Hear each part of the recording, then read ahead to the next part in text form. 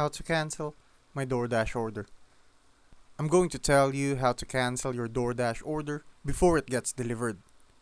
First, open the Doordash app or go to the website and log in to your account. Tap on Orders at the bottom, then select the order that you want to cancel. If it's still early, meaning the restaurant hasn't confirmed it or a dasher hasn't been assigned yet, you'll see an option to cancel order right away. Tap that, and Doordash will show you how much of a refund you're eligible for. If the restaurant already started prepping or a dasher is on the way, you might only get a partial refund, or sometimes none at all. Confirm the cancellation and you'll get a refund notification shortly after.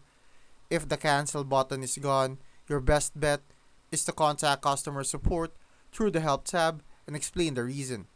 They might still cancel for you depending on the situation, but the earlier you act, the better the outcome.